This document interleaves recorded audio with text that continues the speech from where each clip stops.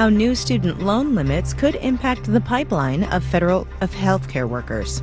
Marketplace Morning Report is supported by Schwab. At Schwab, investors get choices ranging from self-directed investing to full-service wealth management all in one place. Learn more at schwab.com.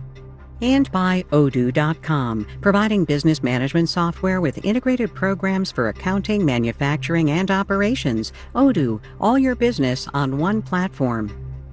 From Marketplace in Washington, I'm Kimberly Adams. Starting next week on July 1st, new graduate students will face a limit on how much money they can borrow from the federal government.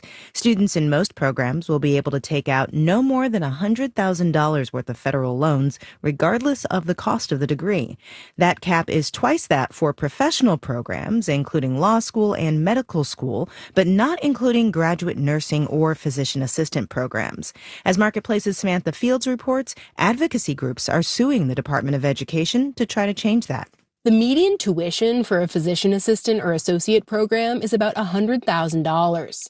Add in living expenses, and Chantel Taylor at the American Academy of Physician Associates says it's common for a degree to cost $200,000. If PAs are not entitled to the higher student loan caps, many will simply not enter the PA profession. Several lawsuits are aiming to get PA and graduate nursing programs included on the list of professional degrees, eligible for higher loan caps. If that doesn't happen, Betsy Mayotte at the nonprofit The Institute of Student Loan Advisors says lots of students will have to take out private loans. And not everybody qualifies for a private loan, and even if they do, private loans don't have the safety nets and lower payment options that federal loans do. Mayotte says that may make some people opt out of PA and nursing degrees altogether and make others less inclined to take lower-paying jobs in rural areas where there's already a shortage of healthcare providers. I'm Samantha Fields for Marketplace. Let's do the numbers. The FTSE in London is up 0.1%. Dow, S&P, and NASDAQ futures are mixed in the 0 to 0.6% range, with the Dow future down 14 points. The 10-year Treasury yield is down at 4.48%. Oil prices continue to fall as tensions in the U.S.-Iran war seem to be easing. Brent crude is trading at $75.62 a barrel, around where it was when the war started in February. And speaking of energy, the U.S. Department of Energy announced yesterday it will provide $17.5 billion in new loans to help jumpstart nuclear energy projects. The goal is up to 5 conditional loans for energy companies and utilities with 2 large-scale nuclear reactors at each project. $1 billion in new loans to help jumpstart nuclear energy projects. The goal is up to 5 conditional loans for energy companies and utilities with 2 large-scale nuclear reactors at each project. The Energy Department is trying to speed up the timeline to get new nuclear energy online, as demand for electricity from data centers continues to put a strain on the grid. Report is supported by GEP, helping companies navigate global supply chain challenges through procurement and supply chain strategy services. And its AI-native platform, GEP Quantum Intelligence. And by Bank of America, sponsor of the FIFA World Cup 2026, dedicated to offering solutions to help businesses meet their goals. These brands are from a time in the 2010s when companies and consumers seemed to care. Marketplace's Kristen Schwab looks at where that optimism came from and where it went. More than a decade ago, a garment factory near Dhaka collapsed, killing more than 1,100 workers. When owners expanded the building from 4 floors to 8, lots of corners were cut. There's always been this race to the bottom in terms of pricing, and this is what happened in Bangladesh. A race to the bottom in pricing means a race to the bottom where clothes are made, says Anne Cantrell, a professor of fashion business management at the Fashion Institute of Technology.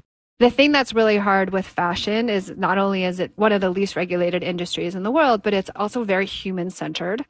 Like the armhole of our shirt or, details on a dress, they are still done by humans. The factory collapse made worker abuse in the garment industry impossible to ignore. And the timing of the event is important here because the economy had just recovered from the Great Recession. It was financially easier for companies and consumers to pay more for responsible clothes. Suddenly, ESG, environmental, social, and governance, became a corporate buzzword. But things changed when the pandemic hit. People stopped buying clothes, supply chains snarled. I mean, brands are just trying to exist. Companies needed cash, and private equity firms rushed in. Cantrell says investors demanded bigger returns over better missions. Selling a good quality product that is ethically made, that's also going to last a long time, is not going to have the same margins. Fast fashion is cheaper for companies. It's also cheaper for consumers who've become super sensitive to prices because of inflation. Jessica Ramirez, managing director of the retail consultancy The Consumer Collective, says everyone has a price. People will only pay so much for a t-shirt. Consumers will think first, do I like this product? Does it suit a need? Does it fit me well? If it is sustainable, that will come in second. Yes, shopping at thrift stores and on resale apps like Poshmark and Depop has become popular, but Ramirez thinks this is more about saving money and less about reuse. The consumer is not at a point that they're shopping that way. And Depop has become popular, but Ramirez thinks this is more about saving money and less about reuse. The consumer is not at a point that they're shopping that way to be sustainable. They're being practical. And even for people who are worried about sustainability, it's getting harder to decipher what's greenwashing from what's green. April Perrin is a sustainable wardrobe stylist. The perfect sustainable brand does not exist, in my opinion. Perrin says all shoppers can do is their best by buying less. I'm always coming from the perspective of longevity. How long am I going to keep this in my closet? If this is something that I truly love and I can see myself wearing this more than 30 times for the next few years, I don't care where it comes from. Even if it was bought from a fast fashion brand. I'm Kristen Schwab for Marketplace. And in Washington, I'm Kimberly Adams with the Marketplace Morning Report.